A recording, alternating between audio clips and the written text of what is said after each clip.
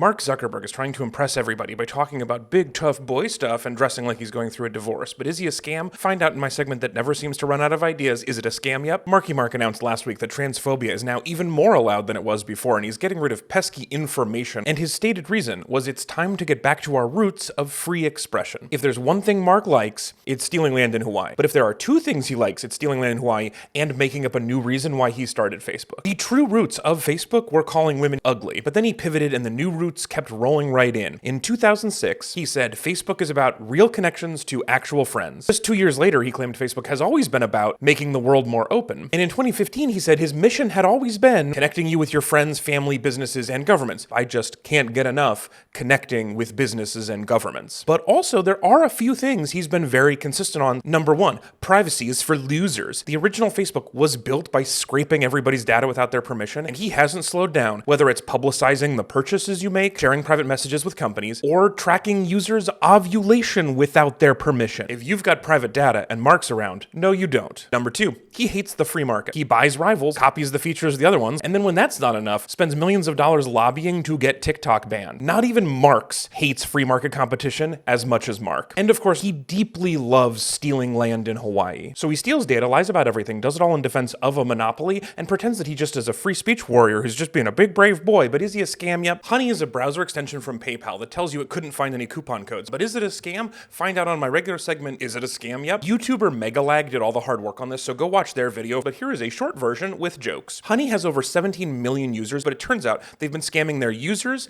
the companies that they use it on, and the YouTube creators that they were sponsoring. It's a rare triple threat scam that is so bad that no one really cares that they were also spying on everything that everybody ever did. Here's how it works. When you buy stuff online, there's that little box that says coupon code that taunts you. And so you go to Google and you search for a bunch of coupon codes that it turns out don't work. Honey automated that process. They gather all the codes that don't work, and when you click it, they go, we tried everything, it didn't work, you're so lucky to have found us. And this is how the first half of the scam works. They wouldn't try all the codes. They would cut deals with companies to withhold the ones that actually saved you a lot of money. If there was a 50% off coupon floating around, they wouldn't show you that, but they would put in the one that said 5% off select items that you don't have in your cart. You're very lucky to have found us. Also, they were extorting all of these companies. They would show up and say, nice profit margin you got there. It'd be a real shame if somebody ruined it. And then they would steal from creators. The way a lot of people who make videos make money is they tell you about products and they get a little cut if you buy it. They have a link that has a little tracking code that says, hey, Alex sent you. But then Honey figured out they could just change the links. So if you clicked their extension, it would get rid of any other tracking information and say,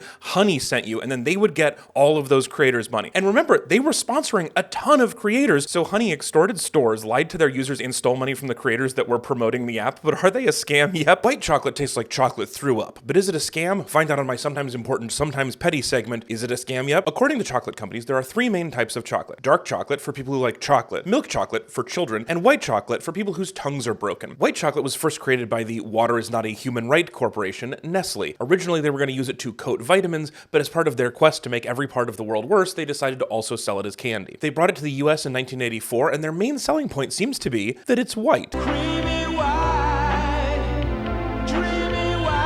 Everything about that seems fun, except having to eat that terrible candy. Oh, by the way, this video is brought to you by Vultures. Vultures, this job takes guts. It's pretty suspicious when a food company advertises a new food product and doesn't mention what the food tastes like. They're really focused on the color white, which maybe that's important. Maybe it's white because of the high quality ingredients it uses. So is that it? Is it white because of good reasons? Nope. Chocolate comes from Cocoa Pods, which have two parts inside them. They have chocolate solids, which have nutrition and flavor, and it has cocoa butter, which is just oil. Dark chocolate uses both. Milk chocolate uses both, but less of the good one. And then white chocolate uses just the oil. And then they can make the rest of the bar out of whatever they want, which is usually sugar and bullshit. That's why white chocolate is cloyingly sweet and also somehow worse for you than other chocolate. Oh, and it uses 10 to 20 times as much cocoa butter as other forms of chocolate. So even though it's bad, it's still somehow wildly more expensive than other chocolate. So it's more expensive, it's worse for you, and it tastes like if honey was made out of seagull poop. But is it a scam? Yep, but at least it's white.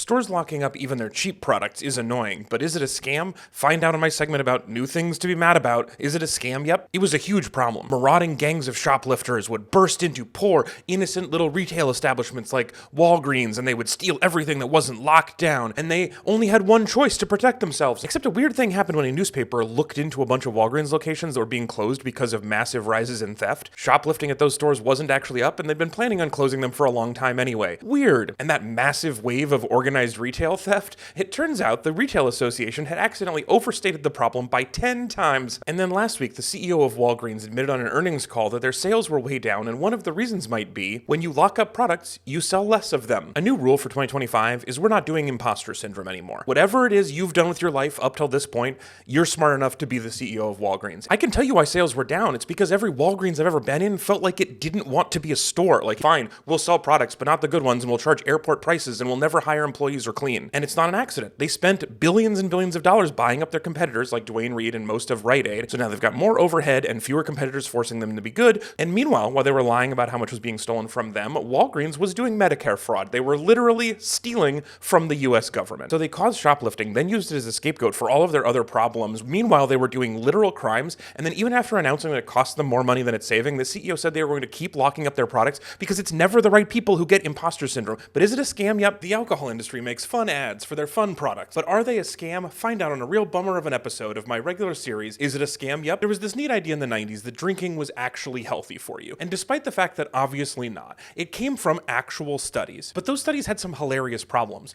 Like the one that showed drinking red wine was good for your heart didn't account for other healthy or unhealthy things you did the rest of the time. And obviously people who have a glass of red wine with dinner are going to have other healthy habits compared to people who have a bottle of Mad Dog with breakfast. And the studies that showed that drinkers were slightly healthier than non-drinkers put anybody who had quit drinking because of health problems in the non-drinker category, which is like doing a study of the safety of fireworks and excluding anybody who has 9 fingers. Meanwhile, drinking definitely causes cancer. It causes 7 types from tongue to taint, but it's especially good at causing breast cancer, which makes it especially gross that the industry has spent the last 10 years aggressively marketing towards women, including giving away wine to women to celebrate gender equality, and even partnering with breast cancer foundations. You can literally buy breast cancer juice with pink ribbons on it. But we didn't hear nearly as much about the real cancer studies as we did the fake heart studies. And that's because the alcohol industry is very good at 3 things: funding bad research, suppressing good research, and making sure governments don't tell anybody that their product is dangerous. And if that sounds a lot like cigarette companies, it's going to shock you to find out they were frequently the same companies. So do whatever. You do a lot of things that are fun but bad for you.